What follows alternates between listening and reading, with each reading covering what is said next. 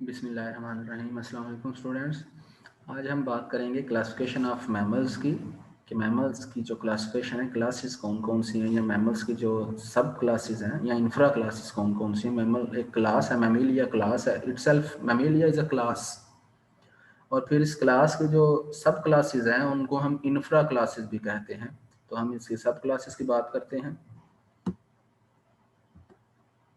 तो सबसे पहली जो मैमल्स की सब क्लास है वो है प्रोटोथेरिया। अच्छा, इससे पहले हम वैसे डिस्कस करते हैं मैमल्स क्लास मैमिलिया। इसकी दो सब क्लासेस हैं, एक है प्रोटोथेरिया और दूसरे नंबर पर है थेरिया। दो सब क्लासेस हैं क्लास मैमिलिया की। और प्रोटोथेरिया के फिर आगे कोई इंफ्रा क्लास नहीं है, उससे छोटी कोई क्लास नहीं है, उसका ऑर्डर ही आएगा मोनोट्रीमेटा ऑर्डर। सब क्लास थेरिया के फिर आगे जो है तो उसकी जो है वो इंफ्रा क्लासेस है, एक मेटाथेरिया और एक यूथेरिया। यानी आज हमने तीन चीज़ों के बारे में पढ़ना है। एक हम प्रोटोथेरिया के बारे में पढ़ेंगे, दूसरा जो है हम मेटाथेरिया के बारे में पढ़ेंगे, और तीसरा हम यूथेरिया के बारे में पढ़ेंगे। तो ये मेटाथेरिया और यूथेरिया ये सब क्लास थेरिया की ही क्लासिफिकेशन है। तो हम पहली जो सब क्लास है प्रोटोथेरिया की बात करते हैं। बच्चों, प्रो जहाँ पे भी वर्ड आए, प्रो मीन पहले, यानी ये स्टार्ट वाली सबसे अर्लीस्ट क्लास। जब हम मैमल्स की बात करते हैं कि मैमल्स की सबसे पुरानी सब क्लास कौन सी है, तो आपने फौरन से जवाब देना, सबसे ओल्डेस्ट जो सब क्लास है मैमल्स की वो प्रोटोथेरिया है। और प्रोटोथेरिया के जो मैमल्स हैं उनको हम एग लेइंग मैमल्स भी कहते हैं। तो बाज़ दफ़ा आ जाता है एग, वो प्रोटोथेरिया वर्ड नहीं पूछता एग्जामिनर, जो है वो एग लेइंग मैमल के बारे में पूछ लेता है। तो एग लेइंग मैमल जो है वो प्रोटोथेरिया ही है। यानी देखें यहाँ पे मैमल इतने पुराने हैं कि रेप्टाइल्स एग देते थे। रेप्टाइल्स की ये खूबी थी कि वो अंडे देते हैं, मैमल्स की ये खूबी है कि वो बच्चे देते हैं। अब जाहिर बात है, मैम जब रेप्टाइल चेंज हुए होंगे मैमल के अंदर, तो कुछ रेप्टाइल्स तो बीच वाले कड़ी होंगे, यानी कनेक्टिंग लिंक होंगे।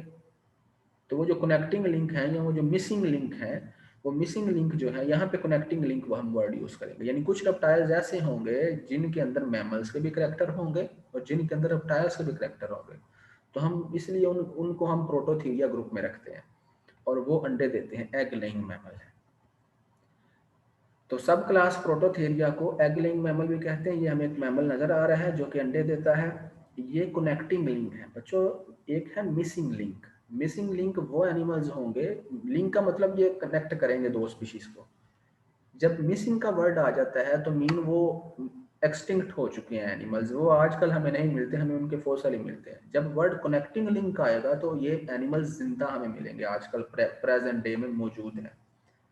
तो क्लास प्रोटोथीरिया के जितने भी मैमल हैं ये कनेक्टिंग लिंक है, मीन प्रेजेंट है, और ये कनेक्ट कर रहे होते हैं मैमल्स को रेप्टाइल्स के साथ। तो connecting link between reptile and mammals के ये बीच में है। इनके पीछे देखेंगे तो रेप्टाइल मिलेंगे, इनसे आगे देखेंगे तो आपको मैमल्स मिलेंगे।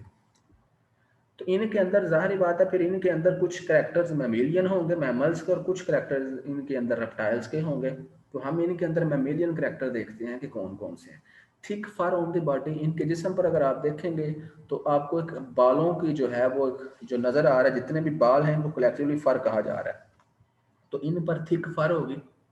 ये मैमल्स की खूबी है, स्किन पर हेयर होना या फर होना मैमल्स की खूबी है।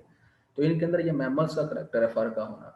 हेयर्स प्रेजेंट ऑन फर, यानी इनकी फर पर हमें हेयर नजर आ रहे हो, हेयर तो मैमल्स का करेक्टर है, इट्स मीन ये इनके मैमल वाले करेक्टर है। फीमेल हैज मेमोरी ग्लैंड, और इनके अंदर, इस फीमेल के अंदर जो है ये मेमोरी ग्लैंड्स मौजूद हैं।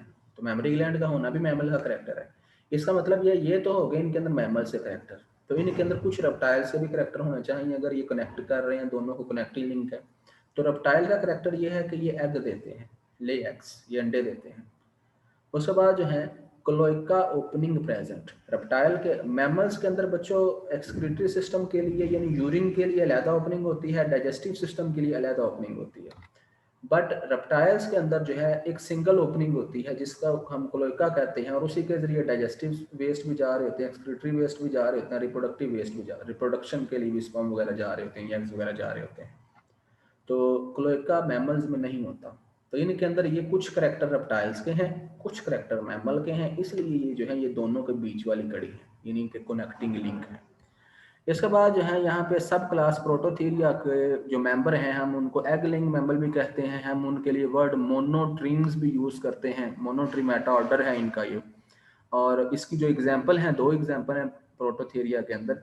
डक बिल प्लेटिपस, ये आपको एनिमल नजर आ रहा है। इसकी जो चूंच है, बिल मीन चूंच, डक मीन डक की तरह की है, प्लेटिपस ये है। तो ये जो है ये अंडे देता है। दूसरी जो एग्जांपल है यहाँ पे स्पाइनी आंट ईटर। ये जो है स्पाइनी मीन इसके जिस्म पर स्पाइन्स कांटे हमें नजर आ रहे हैं।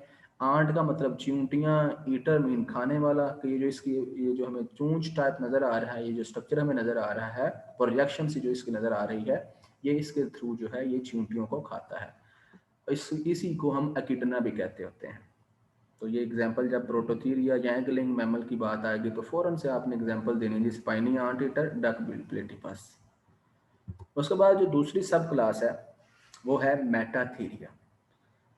मेटाथीरिया के मेंबर को हम पोच्ड मैमल भी कहते हैं। ये कॉमन नेम भी आपने इनके याद रखने, इनको हम पोच्ड मैमल यानी इनके जिस्म में पोच मौजूद होते हैं।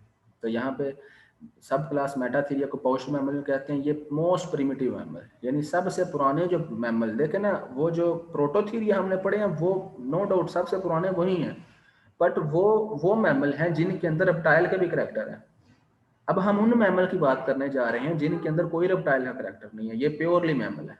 बट इनके भी कुछ करेक्टर अभी अजीब हैं, बट प्योरली मैमल अभी तक ये नहीं हुए। तो जब बात होगी मोस्ट प्रिमिटिव मैमल्स की, तो मोस्ट प्रिमिटिव मैमल्स यानी कि ट्रू सेंस में जो मैमल बने हैं वो पोस्ट मैमल है। इनके बाद हम क्लास पढ़ेंगे यूथेरिया, वो एग्जैक्टली वो 100% प्योर मैमल है। तो प्रोटोथीरिया को हम इसलिए यहाँ पे नहीं कह रहे क्योंकि प्रोटोथीरिया में अभी तक कुछ रेप्टिलियन करेक्टर थे।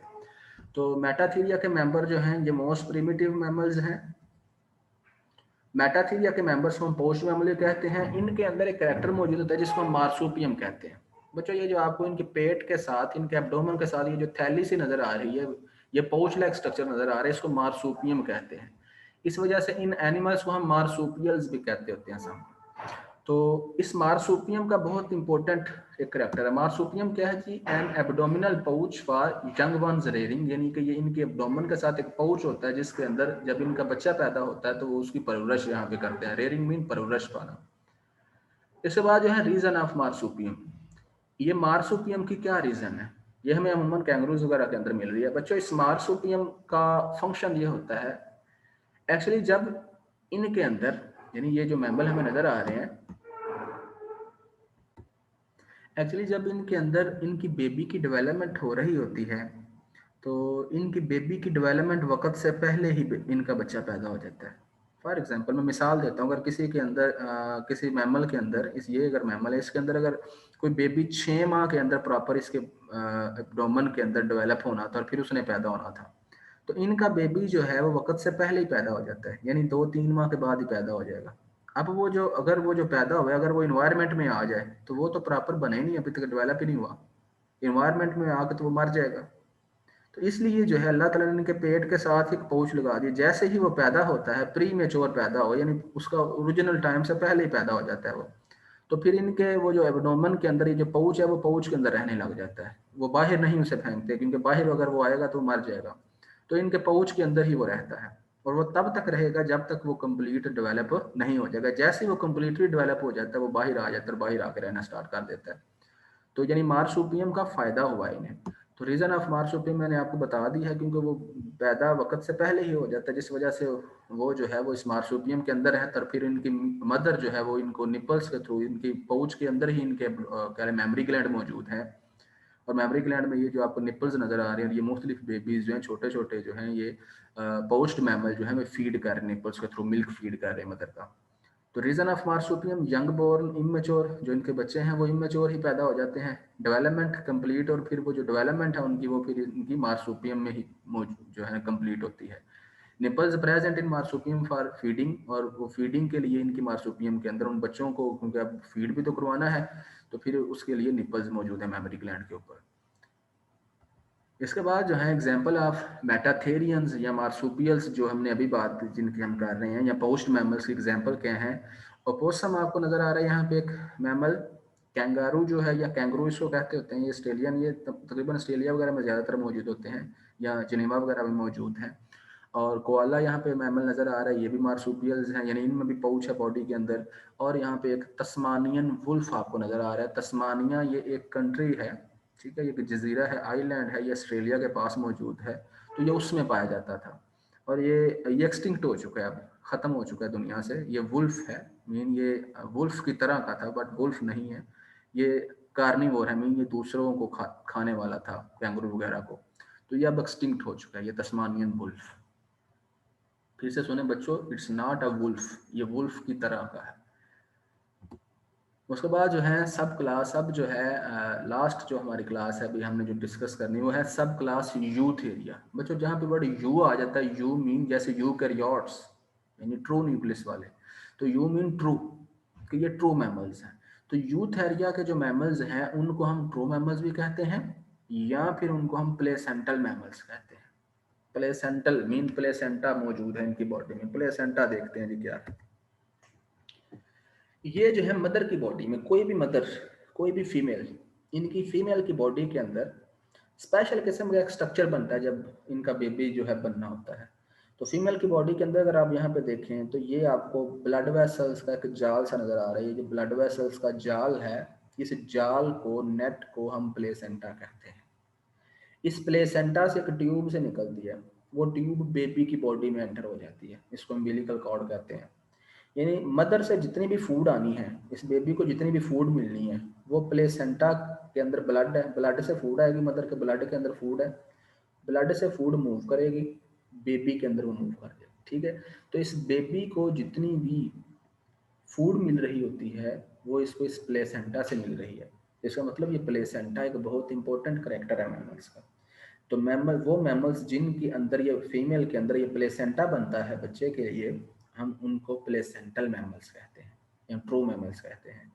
तो यहाँ पे देखते हैं development of young one complete in the mother body, यानी मदर की बॉडी के अंदर ही ये डेवलपमेंट, यंग वंस मीन बच्चे की जो डेवलपमेंट है कंप्लीट होती है। जब कंप्लीट हो जाती है तभी ये बच्चा पैदा होता है। कौ वगैरह अगर आप देखें तो कौ के अंदर भी ये प्लेसेंटा मौजूद होता है, इसलिए उनका मेंबर भी, उनका जो बच्चा है वो भी प्रॉपरली डेवलप्ड फॉर्म में पैदा होता है। Foetus is nourished by placenta, ये जो बच्चा है इसको फीटस कहा गया है। फीटस यहाँ पे लिखा भी है फीटस के, इस फीटस की जितनी भी नरिशमेंट है वो इस प्लेसेंटा के थ्रू ही होनी होती है। उसके बाद जो है सब क्लास यूथेरिया के अगर हम कुछ करेक्टर्स को देखें तो हेयर्स मॉडिफाइड इनटू स्केल, यानी कुछ इनके मेंबर ऐसे हमें नजर आते हैं, जैसे पेंगोलिन एक मेंबर है, इसके जितने भी हेयर थे वो हेयर बदल जाते हैं स्केल्स के अंदर। ये देखें इस पर ये छोटे छोटे स्केल्स नजर आ रहे हैं, तो ये फुटबॉल की तरह घूम भी सकता है। तो यानी ये स्केल इसकी प्रोटेक्शन के लिए ही है। यानी कुछ के अंदर उनके हेयर्स मॉडिफाई हो चुके हैं स्केल्स के अंदर, कुछ के अंदर जो है जैसे पार्क्यूपाइन को अगर आप देखें तो पार्क्यूपाइन में ये हेयर तो है ही है, लेकिन कुछ हेयर इसके स्पाइन्स, कांटों में बदल चुके हैं, ये कांटे कांटे से इसके नजर आ रहे हैं, ठीक है जी। तो कुछ अगर आप, यानी आपको पूछ लेता है कोई ऐसा मैमल बताएं जिसमें हेयर स्पाइन में बदले हैं, तो उसकी एग्जांपल पार्क्यूपाइन है। और कोई ऐसा मैमल बताएं जिसके अंदर हेयर स्केल में बदले हैं, तो वो उसकी पेंगोलिन एग्जांपल है। उसके बाद जो है प्लेसेंटल मैमल्स की एग्जांपल है, ये देखें, ये जितने भी आपको मोस्टली मैमल नज़र आते हैं, कैट, डॉग, बैफलो जो है, या कौ वगैरह जो हमें नज़र आ रही हैं, ठीक है, ये ज़्यादातर मोस्टली मैमल्स हैं, ये प्लेसेंटल ही हैं। तो ये हाथी के अंदर अगर आप देखें, एलिफेंट के अंदर, तो ये छोटा सा एलिफेंट मौजूद है, ये इसकी मदर का प्लेसेंटा है, ये प्लेसेंटा है इसकी मदर का, जिसके थ्रू इसको फूड मिल रही है, तो इसलिए एलिफेंट भी एक प्लेसेंटल मैमल है। उसके बाद व्हेल जो है ये एक्वाटिक इन्वायरमेंट में रहता है मैमल, और इसके अंदर भी प्लेसेंटा प्रेजेंट होता है, यानी ये भी बच्चे देती है। जिनके अंदर प्लेसेंटा आता है वो बच्चे देते हैं मोस्टली। उसके बाद ह्यूमन जो है, ह्यूमन के केस में भी क्या, ह्यूमन के फीमेल के अंदर भी ये प्लेसेंटा ही मौजूद है, ठीक है, ये ब्लड वेसल से एक नेटवर्क नज़र आ रहा है, और ह्यूमन भी जो है वो भी प्लेसेंटल मैमल ही है। इसके साथ ही जो टॉपिक है ये ख़त्म हुआ, और thank you so much ji.